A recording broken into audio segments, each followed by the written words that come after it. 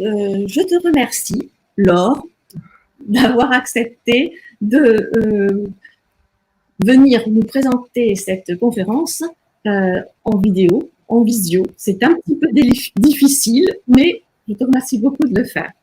Alors, Laure Bono-Ponticelli est professeure au Muséum national d'histoire naturelle à Paris. Elle participe à de nombreux projets européens et j'ai eu l'occasion au sein d'une conférence, d'une visioconférence justement qui a eu lieu pendant ce confinement, d'écouter lors d'une réunion d'une partie d'un des consortiums européens cette conférence qu'elle a fait dans ce cadre-là et que j'ai trouvé fort intéressant. Et donc, je suis très contente qu'elle ait accepté maintenant de nous la faire partager avec le public de l'Observatoire océanologique de Banyuls et des amis du laboratoire Arago. Et donc, je vais lui laisser la parole et je la remercie encore beaucoup. Je vais couper mon micro, Laure, et te laisser la parole. Très bien, merci Anne-Marie, merci de cette invitation. C'est un plaisir de garder le contact même en visio, même si effectivement les interactions sont moins agréables, parce que là vraiment je ne vois rien du tout, je ne vous vois pas, mais on va dire que je vous sens. Donc merci Anne-Marie de me donner l'opportunité de présenter à nouveau ces travaux et cette petite conférence qui sans prétention du tout. Donc effectivement, moi je suis au Muséum national d'histoire naturelle et je travaille sur une thématique qui est éco-évo-dévo, donc c'est pour écologie, évolution et développement. Et on s'intéresse plus particulièrement au système nerveux et aux organes sensoriels chez la sèche Sequia officinalis. Alors Banyuls, pour moi, c'est pas une terre inconnue du tout, puisque Mangold Wirtz a fait toute sa carrière à Banyuls et elle travaillait elle sur les pieuvres et sur les octopus. Et puis elle a eu deux élèves majeurs, Sigurd von Boletsky, qui était également de Banyuls, et Renata Boucher-Rodoni, qui elle m'a formée au monde des céphalopodes et qui a passé aussi un certain temps à Banyuls.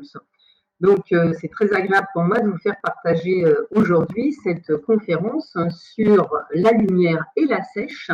Et on va se focaliser plus particulièrement sur la photosensibilité et les comportements de la sèche. Alors, la sèche, d'abord, c'est juste un petit rappel anatomique.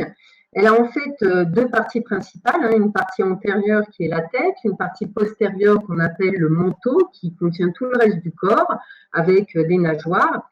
Et dans la partie antérieure, il y a les yeux, l'entonnoir qui va lui permettre d'assurer la locomotion, et puis les bras et les tentacules qui vont lui permettre essentiellement de se nourrir. Alors c'est la même chose pour les pieuvres. Et très souvent, en fait, on se trompe un peu, mais chez les pieuvres, il y a bien un corps aussi au niveau postérieur, une tête avec des yeux et puis des bras. La grosse masse à l'arrière, c'est pas du tout la tête, non, on ne met pas de chapeau sur le reste du corps. Chez les céphalopodes, il y a en fait deux groupes principaux. Le groupe des nautiles, qui sont les seuls à avoir conservé leur coquille externe, et puis un grand groupe, qui est bien plus nombreux évidemment, qui lui a perdu cette coquille externe. Alors on distingue d'abord les pieuvres qui n'ont vraiment plus du tout de coquille du tout et qui ont 8 bras, et puis le grand groupe des décabrachia qui ont 8 bras et 2 tentacules où on va trouver les sèches mais aussi les calmars et les sépioles. Alors il y a environ actuellement 600 à 700 espèces, donc c'est vraiment un petit groupe par rapport aux autres mollusques. Les céphalopodes, ils n'ont pas vraiment bonne presse. Alors, pas avoir bonne presse, ça veut dire quoi? Ça veut dire qu'en fait, ils ont toujours été considérés comme des êtres absolument abominables. Et je vous passe les gravures et la littérature de Jules Verne ou de Victor Hugo, qui considèrent que la pieuvre est une chose absolument abominable. Quand Dieu veut, il excelle dans l'exécrable. Si l'épouvante est un but, la pieuvre est un chef-d'œuvre. Mais également au cinéma, ça n'a jamais été mis en scène, la pieuvre ou les céphalopodes en général, comme des choses, comme des animaux qui sont particulièrement agréables et sympathiques. Et je ne parle pas du monde politique, où tantôt les céphalopodes, les pieuvres, sont considérés comme des envahisseurs communistes, mais par les communistes comme des envahisseurs des États-Unis. Des envahisseurs communistes. Ah, j'entends quelqu'un. Il y a un problème? Et bah alors je vais continuer. Et puis la pieuvre, vous connaissez tous la mafia, avec la pieuvre comme symbole. Heureusement, donc, quand même, les céphalopodes sont largement appréciés pour leur qualité culinaire. Et puis, certains artistes contemporains ou extrêmement vieux, eh bien, ont mis les céphalopodes en scène au niveau artistique. Alors, les céphalopodes dans la science, qu'est-ce qu'on en pense? Eh bien, voilà. Les céphalopodes dans la science, finalement, on les trouve assez intéressants, voire intelligents. Alors, l'intelligence des céphalopodes, je suis toujours un petit peu dubitative sur l'utilisation de ce terme, ne sachant pas ce qu'est vraiment l'intelligence, et je préfère parler chez les céphalopodes de capacités cognitives. Et c'est ces capacités cognitives que je vais vous exposer en lien avec la photosensibilité. Il y a 3 structures principales qu'on va explorer brièvement, le cerveau et les lobes optiques, l'œil et la peau. En effet, chez les céphalopodes, le cerveau est au niveau central, dans la région antérieure, il est localisé entre les 2 yeux et il est en lien avec les 2 yeux par l'intermédiaire de lobes optiques. Et le cerveau et les lobes optiques constituent le système nerveux central.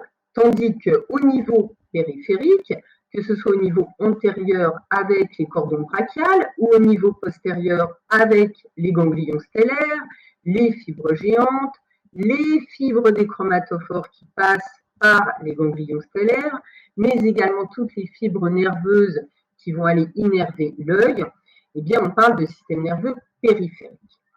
Alors en ce qui concerne l'œil, vous voyez qu'il est assez complexe. En fait, c'est un œil qui est similaire à celui des vertébrés, on dit analogue. Il a en fait la même conformation, c'est un œil dit camérulaire avec une caméra obscura, c'est-à-dire en fait une cavité obscure. Il y a un cristallin, comme dans l'œil des vertébrés, et puis il y a une rétine. Les informations visuelles vont être transmises au lobe optique qui est juste en arrière. En fait, cette rétine, c'est elle qui va capter les informations visuelles par l'intermédiaire de photorécepteurs qui recouvrent toute la rétine. Et ces photorécepteurs sont d'un seul type. Ce n'est pas comme chez les vertébrés où il y a 2 types de photorécepteurs, les cônes et les bâtonnets. Chez les céphalopodes, il y a un seul type et ils sont différents. Ce ne sont pas des récepteurs qu'on dit ciliés, mais ce sont des récepteurs qu'on appelle rhabdomériques, c'est-à-dire avec des invaginations dans la partie, on va dire, apicale.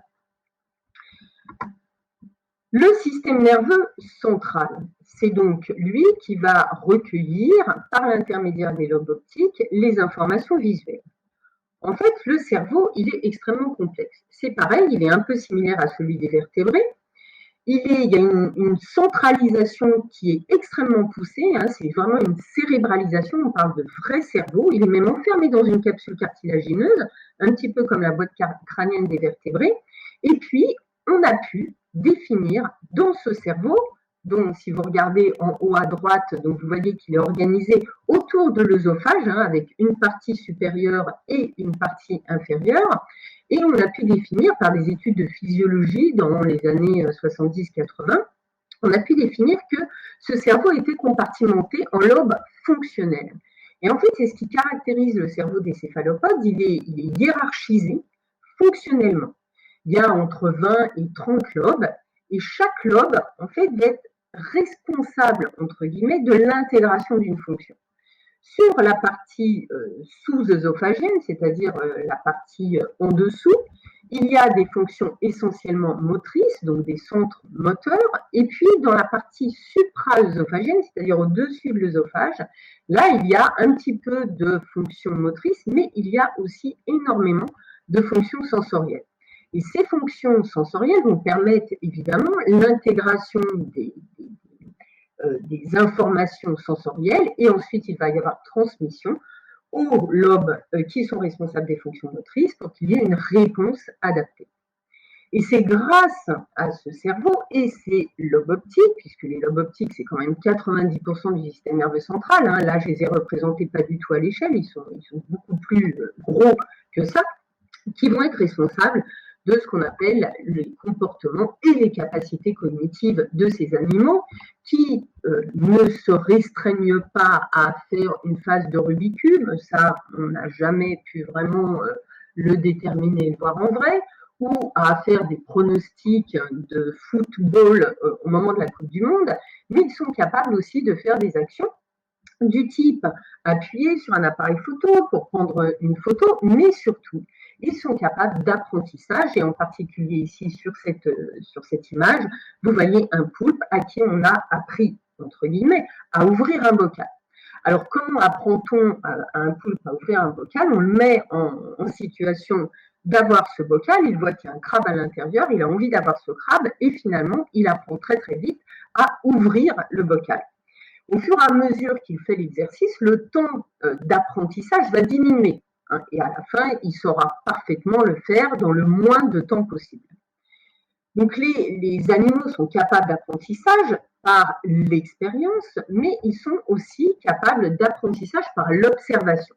Et ça, c'est une étude qui a été montrée, qui a été mise en place en 2013, où il a été mis en situation un poulpe, donc c'est le poulpe noir, c'est le poulpe noir qui observe ici sur la gauche, et le poulpe qui fait l'exercice à droite en gris. En fait, il s'avère que le poulpe, lorsqu'il va être mis en situation de faire les exercices, va immédiatement le faire dans le moins de temps possible qu'il a été possible au poulpe gris pour faire ces exercices en situation d'apprentissage. Donc, il y a non seulement de l'apprentissage par l'expérience corporelle, mais il y a de l'apprentissage par l'observation. Et ça, ce n'est pas donné à tous les animaux. Alors, le dernier élément qu'on va voir, c'est la peau. Et la peau, vous vous souvenez qu'elle est en lien étroit avec le système nerveux. Alors, pas toute la peau, bien évidemment. La peau, c'est elle qui va afficher les motifs qui vont être une grosse partie du comportement des céphalopodes, en particulier les seiches et les pieuvres. C'est un élément essentiel parce que au niveau de cette peau ont été sélectionnés des motifs en lien avec la perte de la coquille externe protectrice.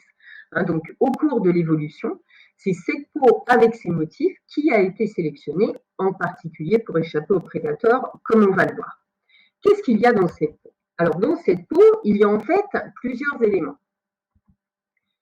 Il y a des éléments profonds.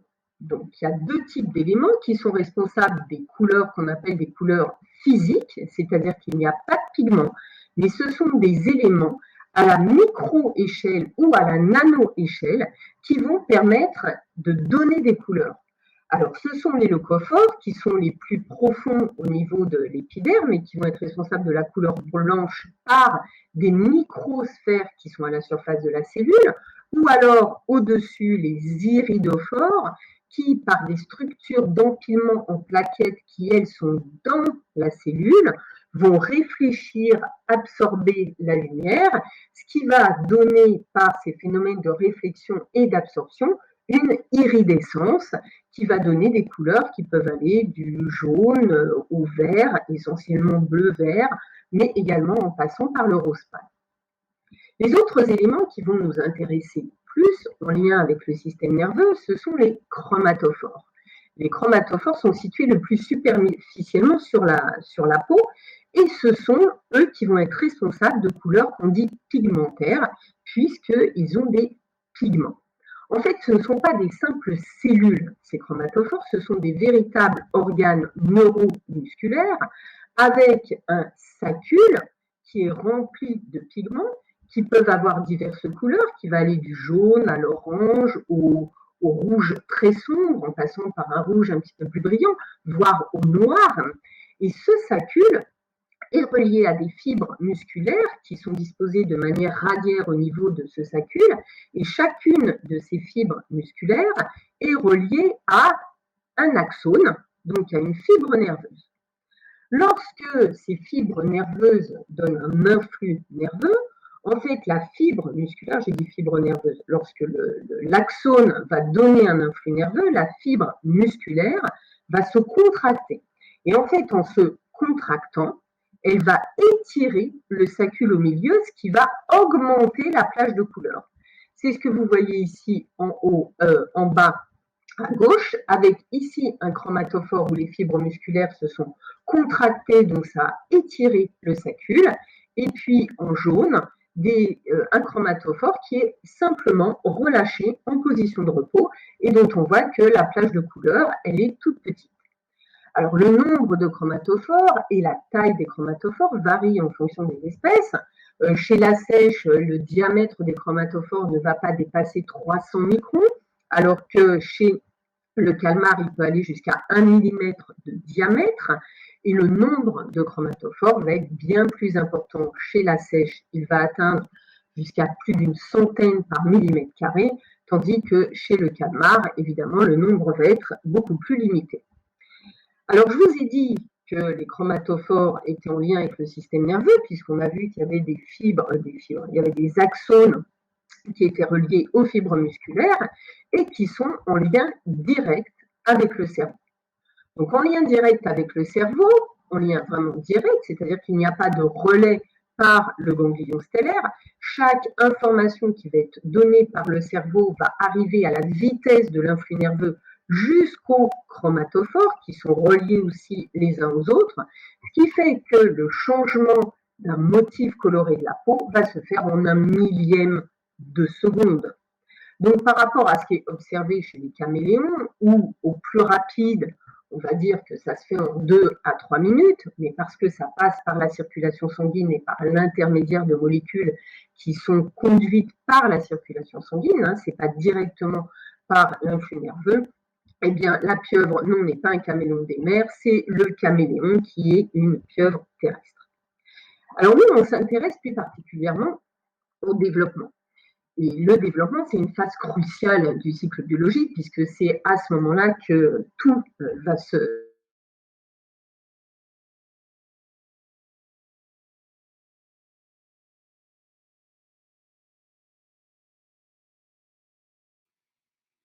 mettre en place.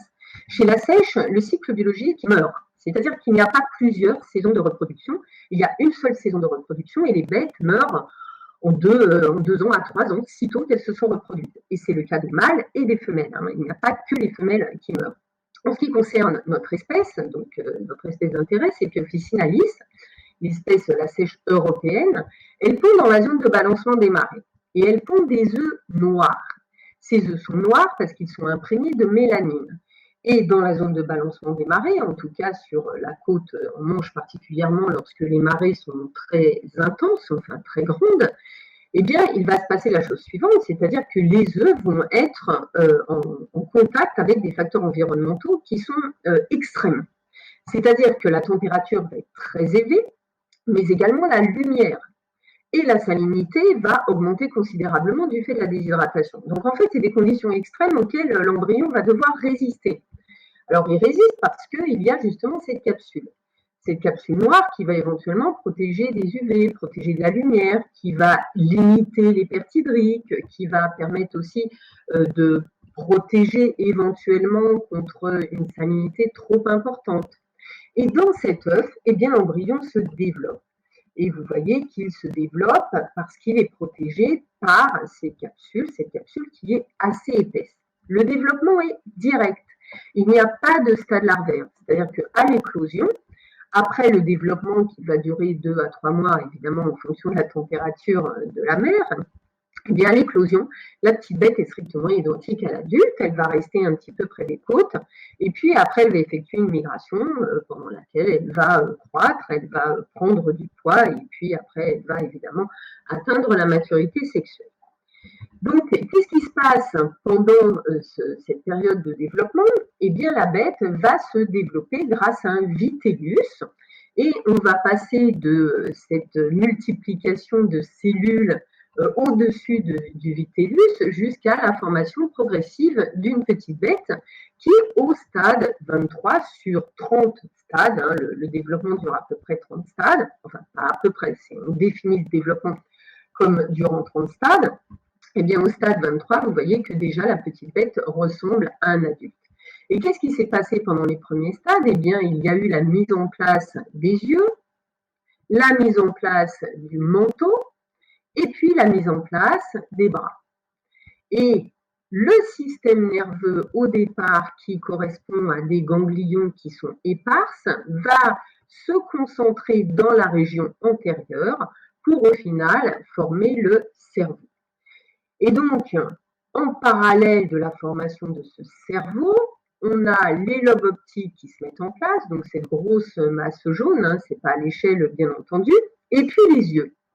Et on voit ici qu'au stade 23, on a déjà un petit cristallin et que les yeux commencent à se colorer au fur et à mesure jusqu'à devenir noir profond au stade 30 et qu'en même temps, on a la mise en place des chromatophores qui deviennent colorés et on voit déjà qu'il y a des différences de couleur. En fait, la pigmentation, que ce soit des yeux ou de la peau, apparaît à peu près en même temps au stade 24-25. Et l'hypothèse est que, au fur et à mesure que la bête va se développer, l'œuf va grossir, le liquide périvitellin qui entoure l'animal en fait augmente en volume, et en augmentant en volume le liquide périvitellin plus la bête, il va y avoir un étirement de la capsule qui va devenir de plus en plus fine. Et au fur et à mesure que la capsule devient de plus en plus fine, eh bien la quantité de lumière qui va atteindre l'embryon va être de plus en plus importante. Et donc nous testons l'hypothèse de l'influence de la lumière sur le développement. Est-ce que finalement la lumière est un facteur qui est un facteur dangereux pour le développement de l'embryon, ou est-ce que la lumière, en particulier en fin de développement, peut être un facteur qui favorise le développement de l'embryon? Est-ce que c'est l'un ou l'autre? Est-ce que c'est les deux en même temps? Et c'est ce qu'on essaye de tester dans notre travail. Donc pour tester cela, on a mis en place des expérimentations qu'on a mis en place à Roscoff dans le cadre justement du réseau EMDRC. On a récolté des géniteurs dans les bacs, on leur donne des supports de pont pour qu'ils puissent pondre, et puis une fois qu'on a nos œufs, on les met dans des petits paniers, et puis on attend le développement et l'éclosion avec les petits juvéniles qui se trouvent dans des situations qui favorisent le bien-être animal et qui, bien entendu, éliminent toute souffrance possible. Donc l'expérimentation elle consistait à mettre des œufs noirs, mais aussi des œufs blancs, puisque dans les conditions naturelles, on peut avoir des œufs blancs qui sont dépourvus de noir, ce noir étant la mélanine qui est déposée par la femelle lorsqu'elle dépose ses œufs sur un substrat. La mélanine vient de la poche à encre. Je ne sais pas si vous avez déjà vu une pieuvre ou une seiche cracher de l'encre comme moyen défensif, mais là, cette encre est utilisée pour mettre autour de la capsule, et dans certains cas, il y a des œufs blancs qui sont dépourvus de mélanine, et il semblerait que les œufs se développent, que les embryons se développent de manière tout à fait normale. Donc, ce qu'on a fait, c'est qu'on a fait une troisième expérience, c'est-à-dire d'enlever la capsule, qu'elle soit noire ou blanche, pour laisser uniquement le chorion. Et on a mis ces 3 séries d'œufs en photopériodes différentes, la photopériode étant le cycle jour-nuit. Donc, on avait une série en cycle jour-nuit 12-12, une série où la lumière était tout le temps allumée et une série où il n'y avait pas du tout de lumière. Et on a suivi le développement de ces œufs avec l'hypothèse que les animaux voient au travers de la capsule.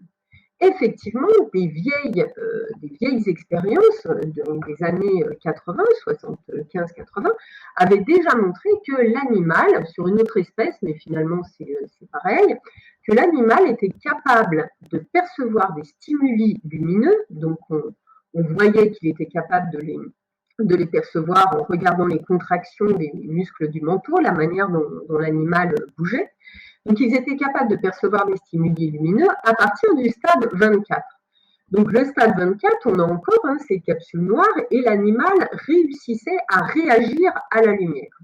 Il y a donc un œil qui est fonctionnel, qui est capable de détecter de la lumière bien avant éclosion dans l'œuf qui est protégé par cette enveloppe noire. Non seulement il est capable de percevoir ces flashs lumineux au stade précoce, donc 24-25, ici chez la sèche, on voit que la réaction est à peu près constante, mais il est capable d'adaptation.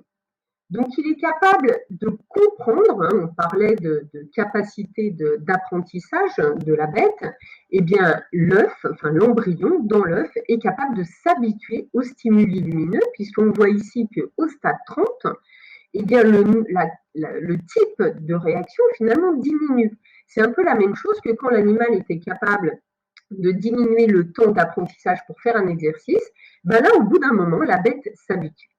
Ce qui signifie que non seulement elle est capable de percevoir, mais elle est capable d'intégrer aussi le type d'information. Et plus important, a été mis en place une expérience de comportement par une équipe de l'université de Caen, donc une très jolie expérience, où il a été mis en place des œufs noirs, des œufs blancs, donc des œufs sans capsule, et on a fait mettre en présence des petits crabes pendant toute la durée du développement aux bêtes. Et le résultat à l'éclosion est le suivant, c'est que les bêtes qui ont vu des crabes pendant tout le développement, eh bien, à l'éclosion, vont se nourrir principalement de crabes, même s'ils sont mis en présence de crabes et de crevettes. Alors que les bêtes qui n'ont pas été mis en présence de crabes pendant leur développement, eh bien, vont manger préférentiellement des crevettes. Ce qui veut dire qu'il y a eu une imprégnation de l'information qui est donnée pendant toute la durée de l'embryogénèse. Il y a donc, pendant le développement, non seulement une photosensibilité, mais il y a également une maturation du cerveau, une maturation des capacités cognitives, et en particulier de la partie sensorielle du cerveau, qui permet à l'animal d'avoir un traitement de l'information et plus particulièrement des informations visuelles. Donc, comment ça se passe au niveau moléculaire? Puisque nous, c'est ce qui nous intéresse, c'est-à-dire qu'on a des constats au niveau du comportement de l'embryon, et nous, on a envie de savoir quelles sont les molécules qui peuvent intervenir au cours du développement. On regarde donc l'expression de gènes en lien avec la lumière. Vous vous souvenez qu'on a dit qu'à partir du stade 24, donc à partir du moment où l'œil est juste coloré, l'animal était capable de réagir à des stimuli lumineux. En fait, cette coloration est due à une molécule qui se trouve dans la membrane des cellules, qui est liée avec cette grosse molécule qu'on appelle l'opsine, qui est figurée ici en bleu. Et l'opsine, c'est une molécule qui a 7 domaines. Et cette molécule est à un état passif en conditions normales lorsqu'elle est en fait verrouillée par une autre petite molécule qu'on appelle le rétinal, qui est ici en rouge. Et c'est ce rétinal qui donne cette coloration orange à l'œil. Or, lorsqu'il y a de la lumière vient taper dans le rétinal, dans cette molécule orange, et à ce moment-là, ça libère l'opsine, donc la grosse molécule bleue, qui devient active. Et à partir du moment où elle devient active, elle peut donner des informations, c'est ce qu'on appelle en fait la transduction du signal. Donc c'est par la lumière et par l'intermédiaire du rétinal qu'il peut y avoir une activation des voies, donc des informations qui vont être transmises aux cellules. Alors nous, on a montré dans l'équipe que ces opsines, en tout cas il y en avait une qui était présente dans l'œil, qui était exprimée dans l'œil à partir du stade 24, donc à partir du moment où il y a cette coloration orange, qui est caractéristique de la présence de rétinal. Et puis cette expression augmente dans la rétine au fur et à mesure du développement jusqu'à devenir extrêmement importante au stade 30. En fait, des opsines, il y en a plein. Il y a une très très grande diversité d'opsines, et les opsines dans les yeux, c'est connu dans tout le monde animal, enfin dans les yeux ou en tout cas dans les structures qui sont dédiées à la photosensibilité. Donc il y a beaucoup d'opsines, et Morgane Bonadet, qui est doctorante dans l'équipe, a montré que chez la sèche, il y avait 6 opsines différentes. Et que dans l'œil, sur les 6 opsines différentes, eh bien dans l'œil, il y avait une expression du stade 25 au stade 30 de 3 d'entre elles. L'opsine, dont je vous ai montré l'expression dans la diapositive précédente, et puis 2 autres opsines de rétinochrome qui sont également exprimées dans l'œil. Mais l'œil n'est pas le seul organe dans lequel s'expriment des opsines. Et en fait, des opsines, on en trouve dans un très grand nombre d'organes. Donc ça voudrait dire qu'il y a une photosensibilité d'un très grand nombre d'organes. Non seulement les yeux, mais aussi le cerveau, avec le système nerveux central en général, la peau, et puis d'autres organes qui a priori n'ont rien à voir avec la photosensibilité. Et ça, c'est dans de très nombreux groupes animaux. Et Morgane a montré que, mais là, uniquement au stade 30, donc un stade finalement assez tardif du développement, eh bien, il y avait une expression de cette opsine visuelle qu'on avait vue dans les yeux, dans le système nerveux central, dans le cerveau et les lobes optiques, mais également dans la peau. Et dans la peau, on trouve également les 2 autres opsines dont on a déjà parlé, les rétinochromes. Ça veut dire que chez la sèche aussi, il y aurait peut-être une photosensibilité médiée par les opsines, et chez l'embryon. Donc, au niveau de l'œuf, hein, alors que la bête n'est pas encore en lien avec les facteurs environnementaux. Cette photosensibilité de la peau, elle a déjà été montrée chez des adultes de céphalopodes, mais elle n'avait jamais été montrée chez l'embryon. Et chez des adultes de céphalopodes, il avait été mis en évidence qu'il y avait effectivement de la rhodopsine et des rétinochromes qui étaient étroitement liés aux chromatophores. Et donc, il a été supposé que les motifs changeants des céphalopodes, qui peuvent, vous avez vu, se changer extrêmement rapidement par l'intermédiaire du cerveau, eh bien, pouvaient être aussi médiés localement grâce à des opsines, la rhodopsine et les rétinochromes, par une sorte de contrôle local fin. C'est pas encore totalement prouvé, mais ça, c'est vraiment une voie de recherche extrêmement intéressante.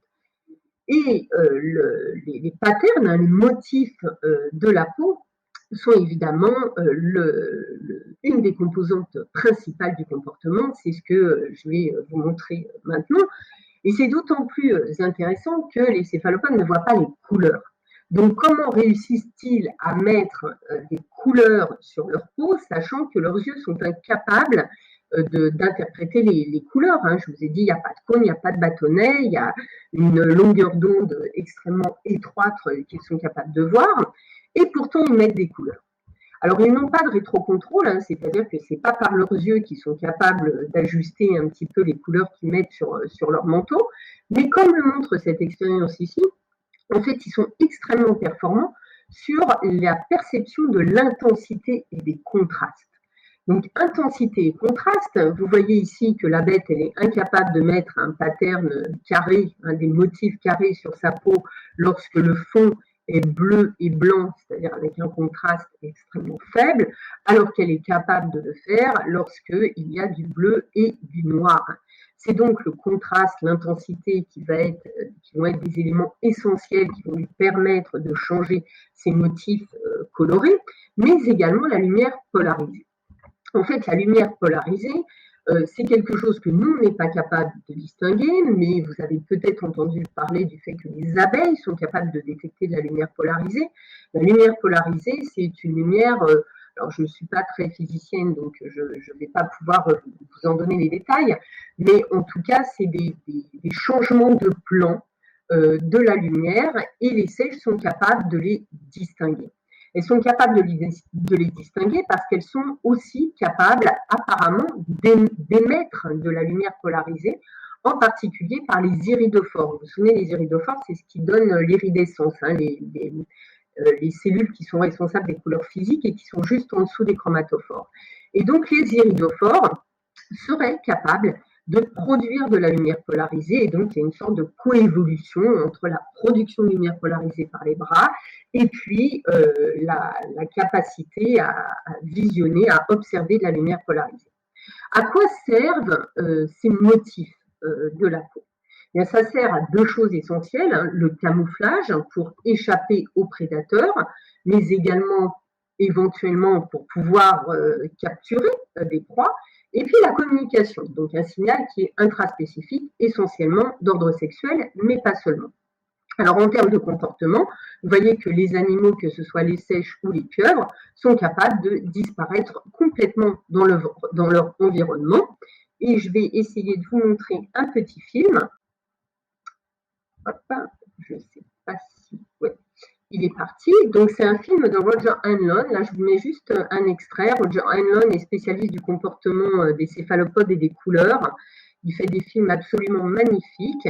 Et là, c'est une partie qui explique comment les céphalopodes échappent aux prédateurs. Et je vous laisse regarder ce film qui n'est pas fait en accéléré.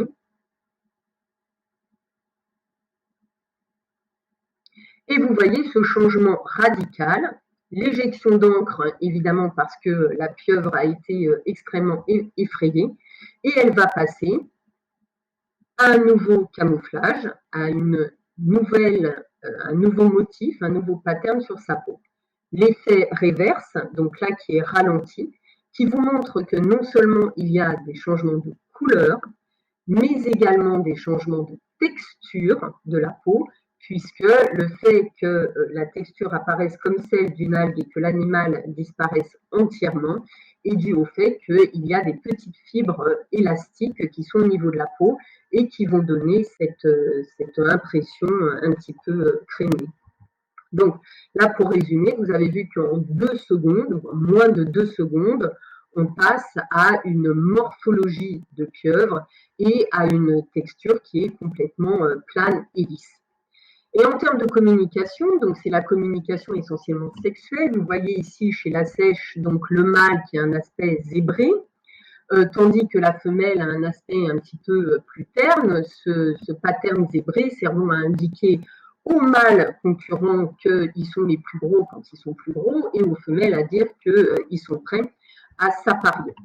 De la même manière, vous voyez ici que ce calmar arrive à faire un motif qui est différent des deux côtés, avec des signaux qui vont être des signaux rouges pour la femelle qui elle-même est rouge, donc un signal positif, et un signal blanc vis-à-vis d'un mâle ici, qui est un mâle concurrent. S'il y avait changement de position, il y aurait changement de couleur absolument immédiat entre les deux côtés de l'animal. Il y a donc des signaux sexuels, mais également il y aurait des signaux entre congénères, particulièrement chez les calmars qui sont capables de vivre en banc. Et vous voyez ici les variations de couleurs qui peuvent être données et perçues en fonction de la position des animaux par les congénères. Et donc ça, c'est dû essentiellement aux iridophores. Vous vous souvenez que l'iridescence va varier en fonction de l'endroit où on est. Alors de là à dire qu'il y a une céphalangue, c'est un petit peu abusé, même si certains ont dit que les céphalopodes bioluminescents dans les profondeurs étaient capables de faire des petits spots qui pouvaient signifier des choses différentes en fonction de la séquence, hein, un petit peu comme le morse. Ou d'autres ont dit que les petits éléments qui se trouvaient à la surface de la peau eh bien, pouvaient signifier des mots, voire des formes de phrases. Bon, on en est quand même assez loin, et en tout cas, il faut éviter toute tentative d'anthropocentrisme, ce qui est toujours extrêmement dangereux lorsqu'on veut analyser les comportements des animaux. Non, la pieuvre rose n'est pas une pieuvre contente, la pieuvre rouge n'est pas une pieuvre en colère, elle n'est pas blanche de peur, et il faut éviter de surinterpréter. En tout cas, je vous laisse avec ce magnifique extrait de Lautréamont des Champs de Mal d'Aurore. Je lirai juste la dernière phrase. Assis tous les deux sur quelques rochers du rivage pour contempler ce spectacle que j'adore. Avec les céphalopodes, la vie est une merveille. Voilà, donc je voudrais juste remercier les gens de l'équipe, hein, les membres passés, et puis les membres actuels qui ont permis qu'on puisse réussir à faire ce beau travail. Voilà. Merci à vous. Eh bien, il ne faut pas faire les applaudissements. Merci beaucoup, Laure, pour cet exposé extrêmement intéressant, de nous avoir montré ses capacités incroyables de ces céphalopodes. Bon, donc nous avions demandé aux auditeurs de ne pas se connecter, via Jitsi pendant que ton exposé, mais de le faire éventuellement après. Donc, on va attendre peut-être quelques secondes, voir si on en a qui se connectent pour poser des questions. Mais je ne sais pas, par exemple, voilà, si on va voir petit à petit. Moi, j'avais quelques questions, du coup.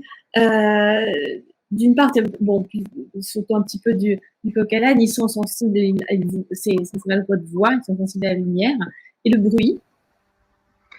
Alors, le bruit, ça c'est quelque chose, c'est des études qui commencent seulement. Parce qu'en fait, on a tendance à dire, enfin moi j'ai toujours tendance à pourfendre un peu le monde du silence qui n'en est pas un du tout, hein, puisqu'on sait bien que sous l'eau, il y a énormément de bruit et que même si nous, on n'a pas cette perception-là, en tout cas, les animaux aquatiques l'ont.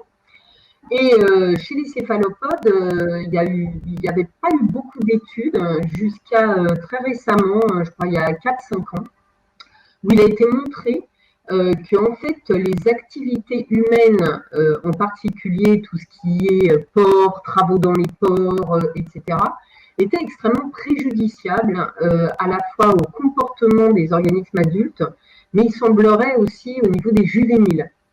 C'est-à-dire que ces animaux, dont on sait par ailleurs qu'ils sont stressables un peu facilement, je disais que les céphalopodes, c'est des animaux qui sont très sensibles à l'environnement. C'est vraiment des animaux qui sont capables de mourir de stress.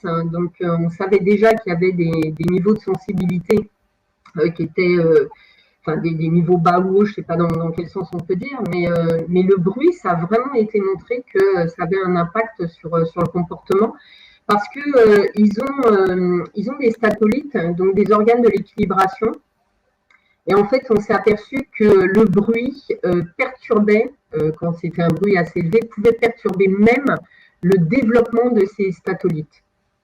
Donc, à partir du moment où il y a une perte de qualité au niveau de la mise en place du statolite, et ben, forcément, l'équilibre il est plus optimal et la bête a un comportement qui est altéré. Et d'après toi, à ce moment, cette sensation en fait d'audition vient à travers quoi en fait avec la... Alors, c'est probablement au travers des statolites, ils auraient des équivalents de lignes latérales au niveau de leurs bras.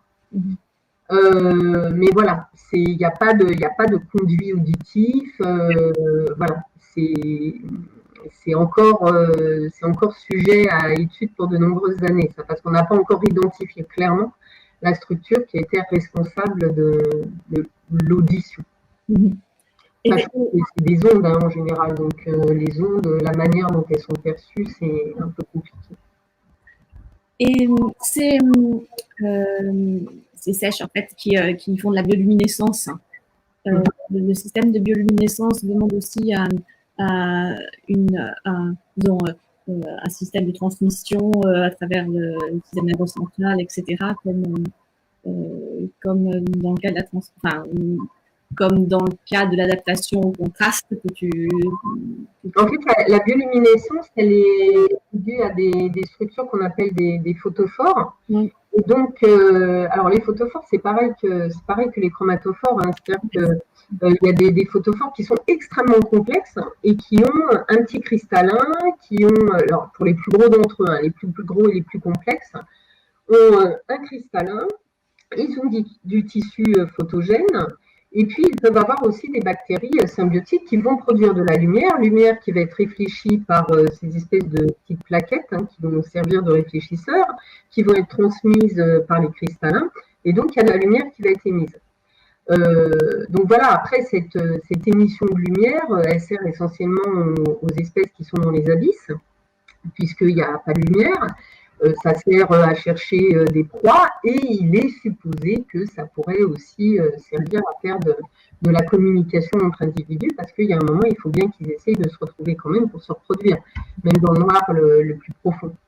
Et il y a une petite bête qui s'appelle le Primna, bah c'est celle que je vous ai montrée là, qui est capable de changer en 1/1000 de seconde de motif.